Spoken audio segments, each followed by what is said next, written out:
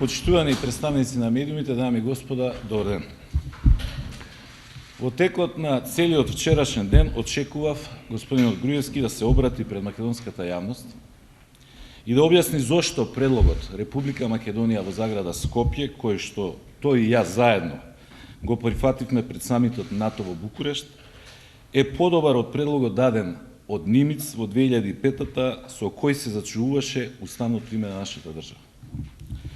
Очекував да одговори на кој тоа начин предлогот од 2008 го гарантираше националниот идентитет подобро од предлогот во 2005-та, па Груевски со чисто срце и мирна совест го прифати тој предлог. За жал, одговор не добивме.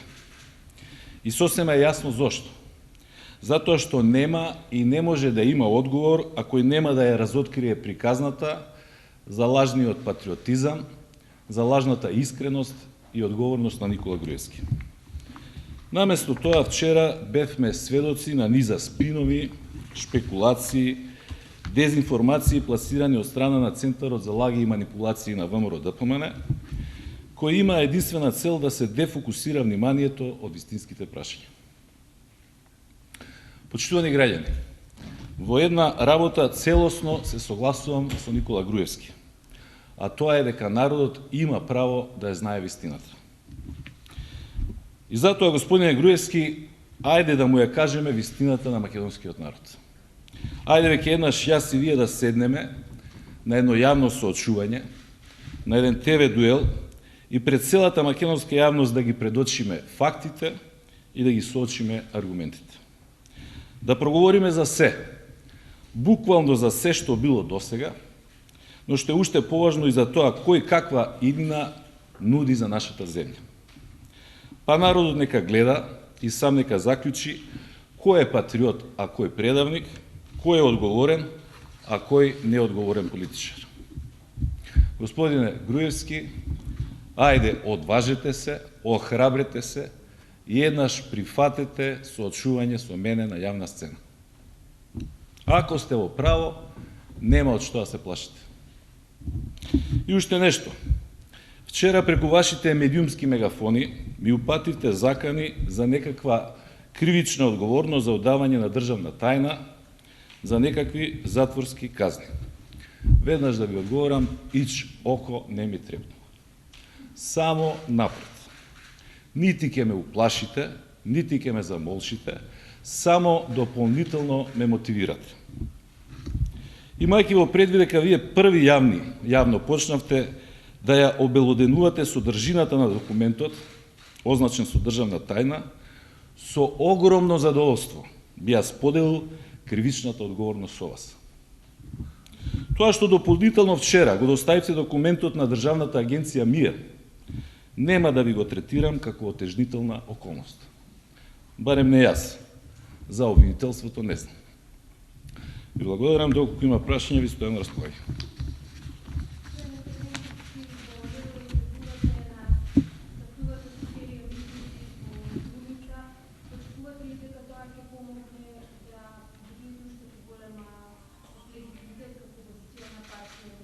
Апсолутно, апсолутно. Ние почнуваме со серија на митинзи кои ќе траат цело лето. Секоја недела ќе бидеме во различен град. За Социјалдемократскиот сојуз одмори ќе нема, викенди ќе нема.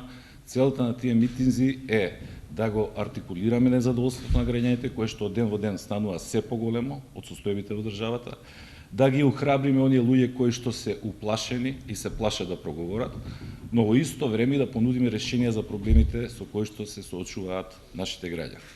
Ќе ги искористиме митинзите и за промоција на нашите кандидати, како и за нивните намери или предизборни програми со кои ќе ја бараат поддршката од граѓаните на престојните локални избори.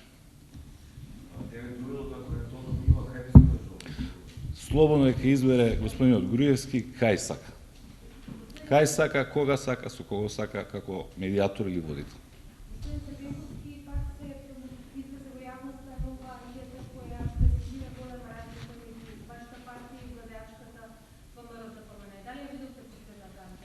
Не ја видов и нема намера да ја видам.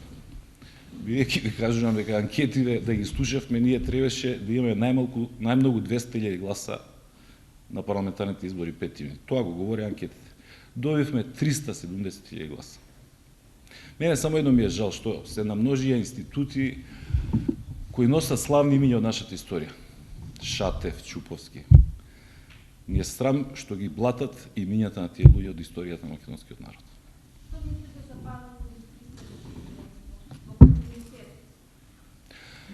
Падот на индустриското производство, кое што можеме дури да го окарактеризираме како слободен пат, на најдобар начин говори во каква состојба е нашето стопанство.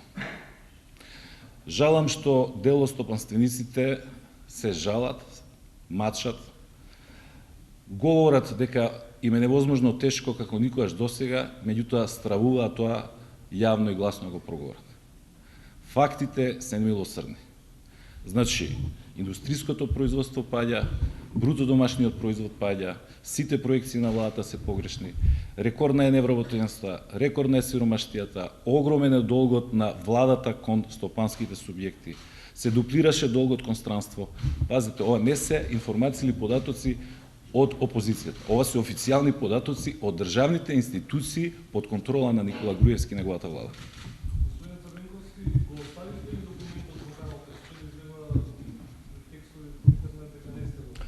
Во Канал 5, односно на новинарот со кој што го водев интервјуто, му го ставивме истиот документ кој што вчера на пресконференција ви го поделивме на сите вас кои што пројавивте интерес за тоа. И една напомена.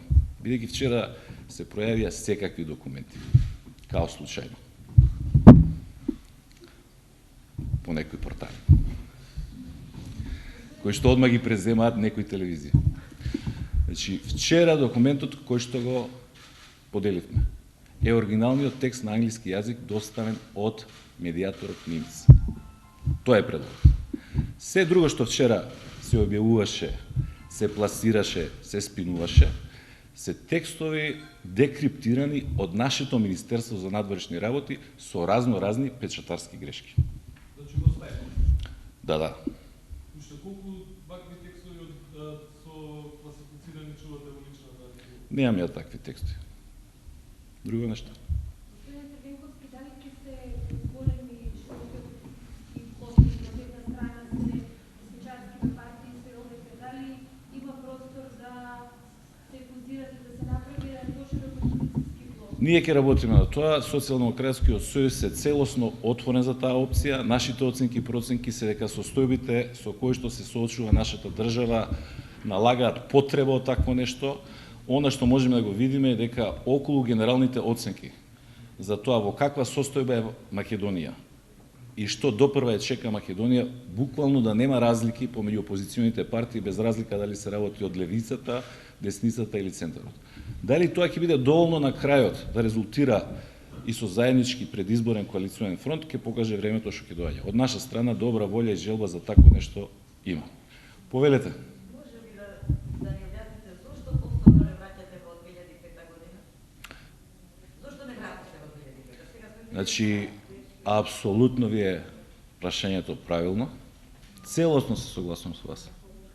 Наместо да говориме што ни се случува денес, наместо да говориме што после Чикаго и самитот на НАТО, каква стратегија да дефинираме во наредниот период, ние бевме ставени во ситуација од страна на премиерот, наместо да ни кажува кои му се плановите и стратегијата за наредниот период, да не враќа во 2005 со цитирање на содржина на документ кој што одамна е адакта, не е во игра, се со цел да ме обвини мене дека сум ја предавникот, а тој патриот.